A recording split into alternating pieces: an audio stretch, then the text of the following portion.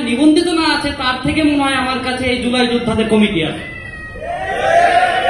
এই কমিটি বিভিন্ন জায়গায় এই সরকারি দলের দালালি করে বিভিন্ন জুলাই যোদ্ধাদেরকে তাদেরকে সুযোগ সুবিধা থেকে তারা হচ্ছে বিতাড়িত করছে।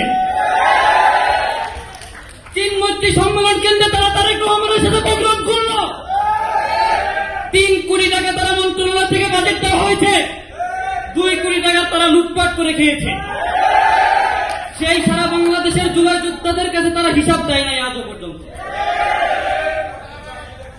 আমার এই ক্ষোভের জায়গাটা, এই আফসোসের জায়গাটা, এই স্বপ্নের জায়গাটা হচ্ছে গিয়ে অনেক আক্ষেপ। আমি এই আক্ষেপ নিয়ে আজকের এই প্রোগ্রামে আমি হাজির হয়েছি। সেই জায়গাতে আমার জাতীয় নাগরিক পার্টির যারা কেন্দ্রীয় নেতৃবৃন্দ যারা এখানে বসে আছেন তাদের প্রতি আমার খুব ছোট্ট একটা প্রশ্ন রেখে আমি এই কথাটা শেষ করব, আমার বক্তব্য শেষ করব। আমার পাশে এই প্রোগ্রাম সঞ্চালনার জন্য শাহিদ ভাই নামে একজন ভাই আছে, তিনি জুলাই ফাউন্ডেশনে চাকরি করতেন। জুলাই ফাউন্ডেশনে চাকরি করাকালীন তিনি চিটাং রোড জাহাঙ্গীর নামের এক আন্দোলনের সহযোদ্ধাকে জুলাই ফাউন্ডেশনে 3 ঘন্টা আটকে রেখে তাকে বেধড়ক পিটায়।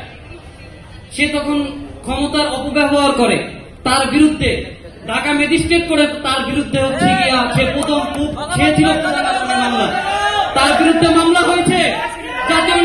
জাতীয় নাগরিক পার্টি তার বিরুদ্ধে কোনো ব্যবস্থা গ্রহণ করেছে কিনা আমার এই কেন্দ্রীয় সেন্ট্রাল যারা আছেন তারা এই বক্তব্য বলে যাবেন।